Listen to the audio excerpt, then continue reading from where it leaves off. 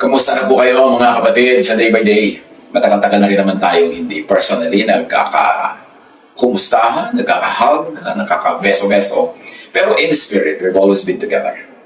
Ang aking prayer ay nawa ay tayo'y mga ligtas, tayo'y mga well provided for, dahil matagal-tagal na rin naman tayong naghahanda para sa potensyal na mangyari na ngayon nga ay nangyari. Mabuti na lamang at noon pa man ay nauna-una na tayong konti na maghanda sa ganitong senaryo.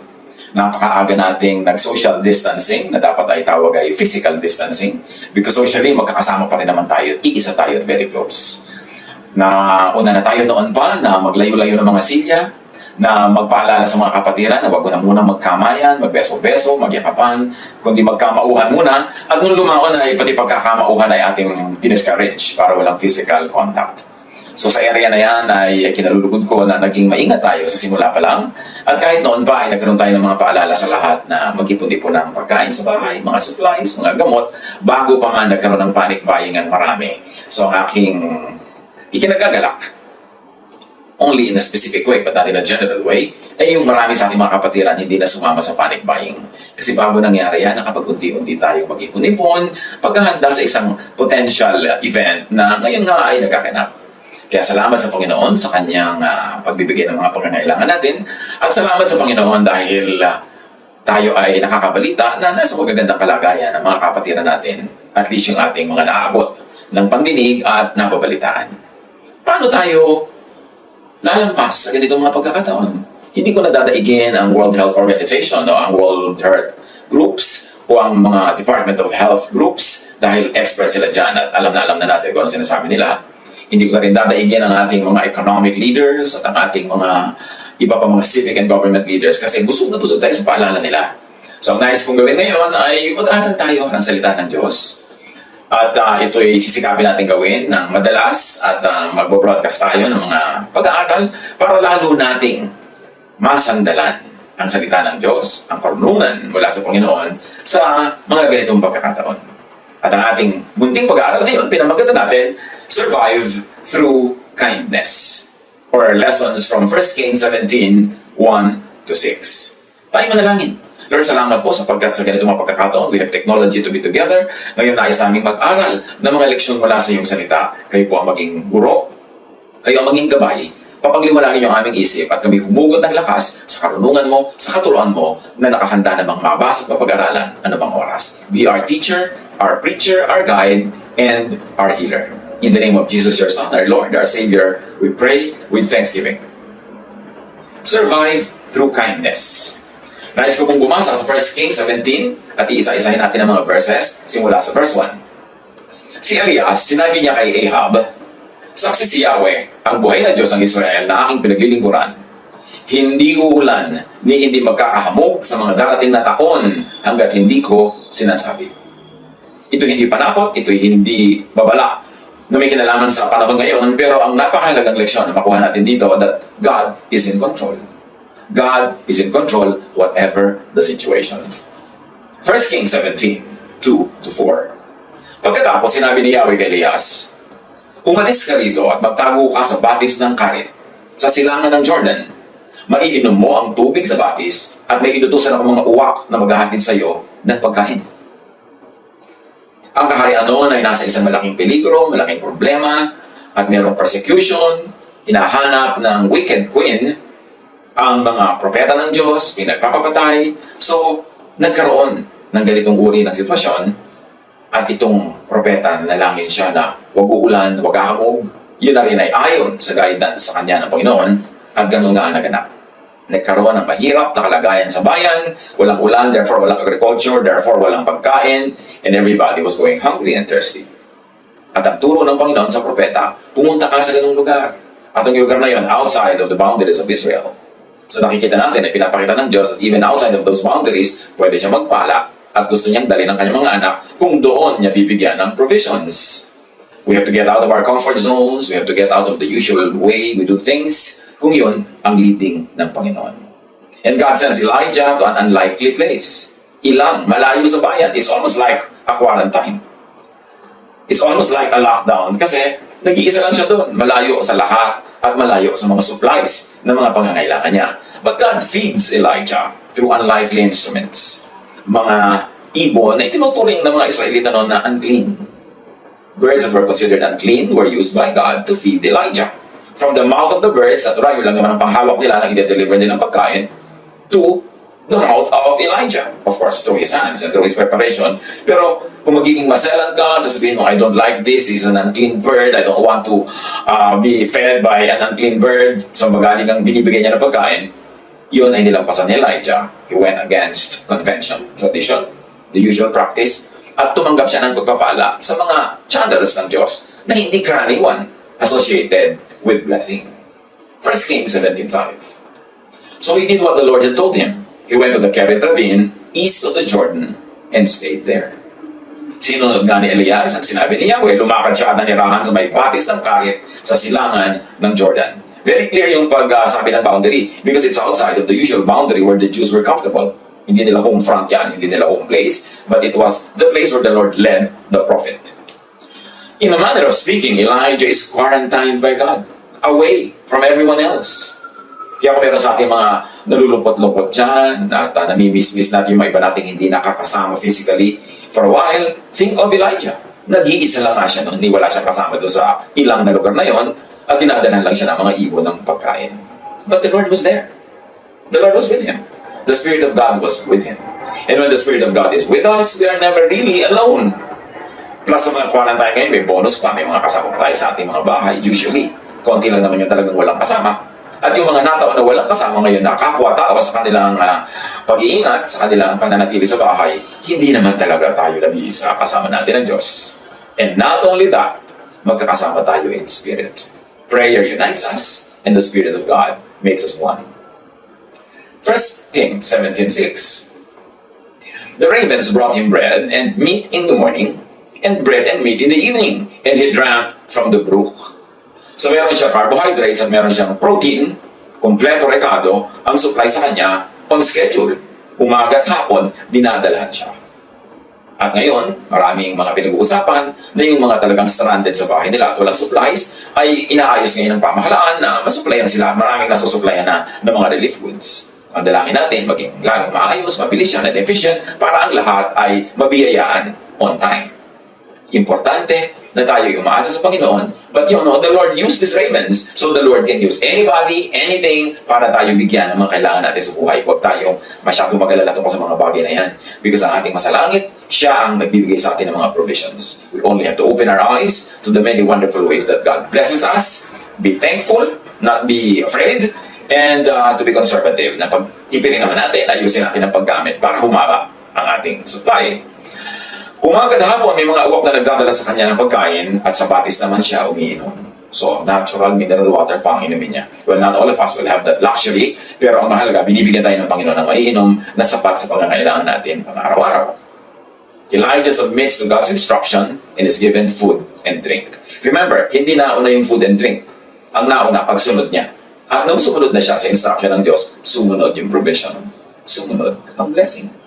1 Kings 17, 7-9.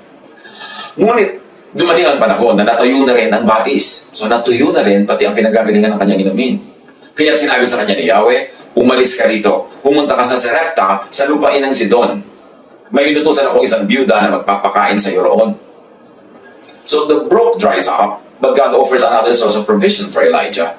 Again, another unlikely channel of blessing, a very unlikely helper, a woman, a widow, which by the standards of the culture at the time, could be equated with a very weak person.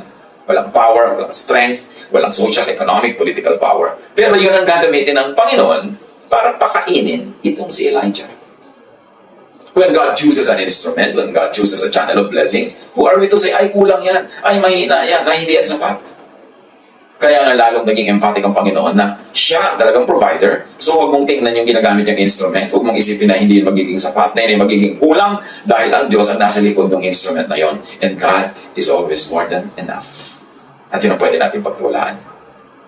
Ano man ang institusyon na gagamitin ngayon ng ating pamahalaan, ng mga grupo na gustong tumulong, magtiwala tayo, lalo't ang Diyos nating Ama ang nasa likod ng mga instruments na yon. The Lord is always more than strong and able enough. 1 Kings 17, 10-11. Pumunta na siya roon at nang papasok na siya ng pintuan ng lungsod, nakita niya ang byuda na namumulot ng panggatong. Sinabi niya sa babae, "Maaari po bang makinom?" Aalis na ang babae upang ikuha siya ng tubig nang pakabol niyang sabihin, "Kung maaari, bigyan mo rin ako ng kapirasong tinapay." Ito ang instruction ng Diyos sa kanya eh. Yung babaeng makikita niya ang magpapakain sa kanya. So kung lakas ng loob naman siya humingi ng maiinom. Can you imagine asking for a drink in a time of drought? Walang tubig, walang supply. Kung meron man yung babaeng itinago-tagong konting tubig, para sa kanya lang yon o sa kanyang pamilya o sa kanyang anak. Pero ngayon, nandito ang prophet asking for water. Hindi naman nag-atubili yung babae na tumulong. Kukuha na talaga siya ng tubig. Maaring siya man ay kinausap ng Diyos, inihanda ang kanyang loob para siya maging mapagbigay kahit sa panahon ng kanyang sariling pangangailangan. Ito ang instruction ng Diyos sa propeta at maaring dun din sa babae. Dapat sensitive tayo sa pakikinig sa instruction ng Diyos. Kahit tayo may mga pangangailangan, kahit gusto natin maging selfish, kahit gusto nating sarili ang unahin, pakinggan ang tinig ng Diyos. 1 Kings 17:12. Sumagot ang babae, "Saksi si Yahweh, ang iyong buhay na Diyos, na wala na kaming tinapay. Meron pa kaming kakaunting harina at ilang patak ng langis. Namumulot nga ako ng panggatong upang lutuin niyon at makakain man lang kami ng anak ko bago kami mamatay." Ganon kagrabe ang sitwasyon. Itong babaeng sinabi ng Diyos sa propeta, "Puntahan mo yun ang magpapakain sa iyo." Meron siyang konting tubig, kaya pwede siya magbigay. Pero nung humingi ang propeta ng tinapay, sabi niya, "Ang totoo, meron kaming konting-konting harina. Baka isang takot na lang yun. Meron kaming konting-konting langis na kailangan sa pagtimpla para makagawa ng tinapay. Titimplahin ko na yun. Lulutuin ko na yun. Kaya mo ko natagpuan dito sa gate ng bayan. Nangunguha ko ng mga tuyong kahoy para gumawa ko ng apoy, para magluto. Kakainin na namin, mag-inahuli naming supply at mamamatay na kami sa gutom kasi wala namang darating na supply. Hindi umuulan, walang bunga ang mga puno, tuyo ang lahat. Ito na ang huli naming meal." Tapos humihingi yung prophet ng tinapay. Indeed, it was a very unlikely helper. Kapos na ang babae, siya pang hiningan. Pero kung ibigin naman niya na magbigay, may maibibigay pa siya. Kaya lang, baka mawalan na siya at ang kanyang anak o kaya mabawasan ang sana ay konting-konting pagkain na lang nila. 1 Kings 17:13-24. Sinabi sa kanya ni Elias, "Huwag ka mag-alala." So there was an assurance from God through the prophet. That's why I like to believe that this woman was also spoken to by the Spirit of God. Kasi hindi naman madaling maniwala sa isang estranghero, no matter how much of a prophet he might look. Kung yung tiyan mo na ang nakataya, pagkain mo na ang nakataya, huling supply mo na ang hinihingi. So sabi ng prophet, "Huwag kang mag-alala." At yan ang laging sinasabi ni Jesus, di ba? Fear not. Huwag kang matakot. Huwag kang kabahan. Buuin mo ang iyong loob. Patiwasayin mo ang iyong isip. Why? Because God is in control. God is in heaven and God knows what's happening. Pumunta ka na at gawin mo ang iyong sinabi sa patuloy ng propeta. Ngunit ipagluto mo muna ako ng isang maliit na tinapay. So sabi niya, "Sige, kunin mo na yung inumin na inumin ko, pero ipagluto mo muna ako ng maliit na tinapay, tapos iluto mo yung natira para sa inyo mag-ina." Test kaya ako. Last food na nga nila yun eh. At pagkatapos, sabi ng propeta, "Magluto ka ng para sa inyo." Is it a test? A test of faith? Uunahin pa ang prophet kesa sa sariling anak. Every single cell in the body of a usual, normal person would refuse that. Siyempre, self-preservation muna. Ako muna, anak ko muna, bago iba. Pero ang babaeng ito was put on trial. Make or break to. Susundin ba niya ang propeta? At maaaring mawala ang lahat ng kahit konti na lang niyang huling kakainin? O maaaring totoo ang kanyang sinasabi na huwag ako mag-alala dahil may dahilan siya para sabihin huwag ako mag-alala. 1 Kings 17:13-24 sa pagpapatuloy. Sabi ng propeta, "Huwag kang mag-alala sapagkat ganito ang sabi ni Yahweh, Diyos ng Israel. Hindi ninyo mauubos ang harina sa lalagyan at hindi rin matutuyo ang langis sa tapayan hanggat hindi sumasapit ang takdang araw na papapatakin na ni Yahweh ang ulan." So God, through the prophet, promises and not provisions. Sabi ng prophet, "Huwag kang mag-alala. Ipakain mo sa akin yung hinihingi ko, ipainom mo sa akin ang iniinom na gusto ko, at magluto ka ng para sa inyo mag-ina, at kalimutan mo yung sinasabi mong isang dakot na lang ang harina nyo, konti na lang, ilang patak na lang ang langis mo. No. Gawin mo itong sinasabi ko dahil itong pinapagawa ng Diyos at hindi ka magugutom sa buong panahon hanggang pumatak ang ulan, tumubo ang mga halaman, mamunga, at bumalik ang lahat sa dati. The woman had to choose. Maniniwala sa propeta, give her everything and receive or lose everything. Or not believe, that's the other choice. Not give her everything and be able to eat something once and then die of hunger afterward. Hindi yan madaling pagpilian kung tayo ang nasa lugar. Susundin ko ba siya at makikinig ako sa sinasabi niya, hindi ako magugutom buong panahon ng taggutom? O hindi ako makikinig? At least kakainin ko itong huling meal, di bali na at least nagkaroon ng akong huling meal kahit ako mamatay sa gutom after. Ano ang gagawin ng babae? Sa pagpapatuloy, ginawa nga ng babae ang utos ni Elias. Yung pakikinig sa isang talagang God-led voice, pakikinig sa udyok ng Espiritu na nadidinig mo sa iyong isip at sa iyong puso ay nadarama mo, that makes a difference. Make or break. The woman chooses to believe. The woman chooses to be kind in a time of need. The woman chooses to give little of what she had. Hindi naman hiningi lahat may matitira rin sa kanya. Uunahin lang niya yung propeta. Maaaring yun ang test part ng element ng kwento na ito. Pero hindi naman hiningi lahat, may matitira. The woman chose to divide the little that she had para merong mapakain. Hindi lang siya, hindi lang anak niya, pati ang stranger na ito. At sa pagpapatuloy ng binabasa natin, at hindi naubos ang pagkain ni Elias at ng mag-ina sa loob ng maraming araw. Hindi nga naubos ang harina sa lalagyan at hindi rin natuyo ang langis sa sisidlan, tulad ng sinabi ni Yahweh sa pamamagitan ni Elias. Kahanga-hanga. God's word and promise is realized in what the prophet said.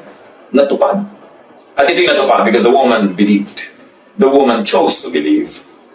And even, not on a spiritual level, on a practical level lang, the woman chose to be kind and to be good in such a time that there was a lot of reason not to be kind and not to be good. And because of that choice, her life, the life of her son, were spared. And not only that, she was able to minister to God's man, the prophet. Yung kwentong yan, bagamat matanda, very fresh ang application.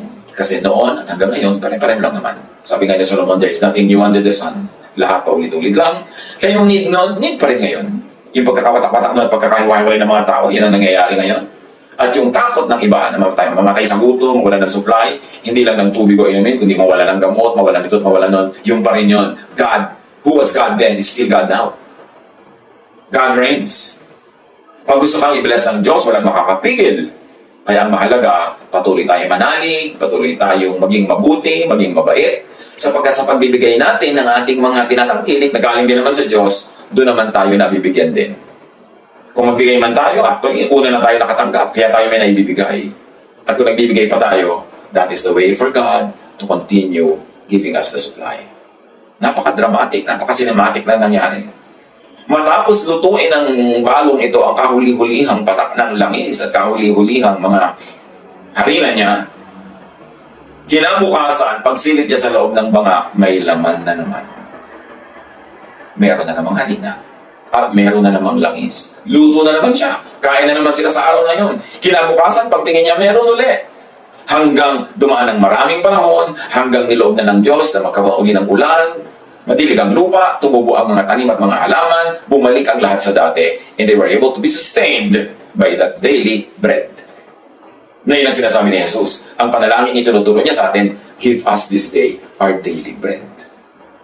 At pag sinabing daily bread, ibig sabihin, hindi ka sobrang takot about the future, about tomorrow, about the very far, far future, to the point that you now become generous. You're able to give to the needs of people now, not thinking that you will need it tomorrow, because you know that tomorrow God will be there and God will give you your daily bread. Payapain natin ang ating isip. Seek first His kingdom and His righteousness, and all these things shall be added unto you, sabi ni Jesus. Anong kingdom ang dapat nating hanapin ngayon? God's kingdom on earth. Di ba ang turo niyang panalangin? Thy kingdom come, thy will be done on earth as it is in heaven. It is not us going to the kingdom of God, but the kingdom of God coming down to us. And where will the kingdom of God come down to? To our hearts, to our minds. Sabi ni Jesus, huwag kayong mapahala, huwag kayong matakot, anong isusuot, anong kakainin, anong dadamtin, ano ang iinumin, sabi niya gano'n. Yung mga tao lang na walang Diyos sa puso ang nag-iisip ng ganyan mga nakakatakot na bagay. Sabi niya, seek first His kingdom, meaning unahin mo ang Diyos, ang paghahari ng Diyos sa iyong puso, unahin mo ang mga thoughts that are very godly, mga nagbibigay ng kapayapaan, katahimikan, katiwasayan. Yun ang kingdom of God. Unahin mo yon at ang lahat na naiba mong kailangan, susunod na rin, na darating. Kung nagpa-practice tayo ng physical distancing, ang dapat na siguro natin isunod na practice is news distancing. Lumayo-layo sa balita. Huwag agad-agarin ang panonood ng lahat ng balita. Hindi mo kailangang bilangin ang lahat ng mga nagkakasakit minuto kasi mamaya ninenervyos ka na, nagkakaroon ka na rin ng mga ibang sakit. Huwag tayo laging makinig sa mga nakakatakot, nakakalungkot, mga nakakadistress, mga nakakastress ng mga bali-balita. So stay away from a lot of details sa social media, sa mga kwento-kwento, sa mga text. Tumigil tayo ng kate-text sa mga mahal natin sa buhay, mga kaibigan natin, mga kakilala, ng mga bagay na nakakasira ng loob, nakakapagpahina ng loob. Ang i-share lang natin na information, yung useful for our survival, useful for our well-being, yung may general knowledge tayo of what's happening in the world para guided tayo what to do inside our homes. But more than that, you don't need to know all the count every minute. Huwag kang tumingin sa scoreboard ng mga nagkakasakit na para ka nakatingin sa scoreboard ng basketball. O ano mas scoreboard na gusto mong tingnan. Dapat sa Panginoon ka tumingin. Fix our eyes on Jesus. He's the author, the perfecter of our faith. Imbes na kung ano pinagbabasa mong mga nakakatakot na balita, read the beautiful words of God that can give you peace. This is not to be in denial. This is not to bury your head in the sand. But this is to protect your heart from needless trouble. Sabi niya, do not be anxious about anything. Di ba yung tinuturo sa atin sa Bible? But with prayer and supplication, let your needs be known by God. And besides, alam naman niya talaga yun eh. Therapy na lang sa atin na ipapray yun. Pero alam na ng Diyos because God knows what we need even before we ask Him. So sa ganito mga challenging times, anong dapat natin unahin? Be generally aware of what's going on so that you could be guided in the details of your daily life. But do not know too much because knowing too much will only make you sad. It only makes you worry. But know enough of God's promises. Know enough of God's history of dealing with His people. And that is how we will survive. God is the same yesterday, today, and tomorrow. Itong babaeng ito na isang dakot na harina, ilang patak na langis, na marami ng Diyos at nasustain siya buong panahon. Lalo naman siguro kung kayang paramihin ng Diyos yung kilo-kilo o kaman-kaman yung nakatago niya mga bigas-bigas, mga maraming Diyos yung mga provision na ipon-ipon, o kahit yung mga walang maipon na umaasa ngayon sa dadalhin ng ibon, sa dadalhin ng uwak, sa dadalhin ng barangay, sa dadalhin ng gobyerno, it's still God who is behind all of these instruments. Have peace, sabi ni Jesus. I have overcome the world. Samantalahin natin yung mga advantages din ng lockdown, ng quarantine. Have quantity time with your family and with your loved ones. Isang matagal na yan na hinahangad ng iba na mangyari. Yung iba, ang panaginip nila, pangarap, magkaroon ng 1-month vacation. Ayan na nga, nangyari na. So, ituring nyo katuparan ito ng pangarap at tanggalin nyo na lang yung mga negative associations with it. Natupad ang pangarap. At maraming mga kumpanya pa will pay even yung mga araw na ito na walang trabaho. Ipag-pray naman natin yung walang kumpanya, walang employment o walang sweldo na bigyan ng Panginoon through the mga uwak na ipapadala niya para yung mga taong yun ay patuloy pa rin mabigyan ng makakain at mga pangangailangan nila. Ngayon, meron na kayong quantity time sa family, baka naman lahat kayo kanya-kanya pa rin subsob sa mga computer, kanya-kanyang subsob sa TV, kanya-kanyang subsob sa cellphone. Samantalhin na natin yan para talagang magkaroon ng physical, actual, social interaction. Hindi naman yung nandun na kayo lang sa bahay pero hindi pa rin kayo buusap dahil kung ano-ano pa rin yung naatupag yung kanya-kanyang activities. Count this as a blessing to really be together. And then, marami kayong pwedeng magawa sa bahay. Sa bawat araw na may lockdown o quarantine, ang lahat ng bahay palinis ng palinis, paayos ng paayos. Hindi mga sasakyan, pati mga bodega, pati mga cabinet na aayos tuloy. Count it as a blessing. At napapansin ng lahat, mas asul ang langit.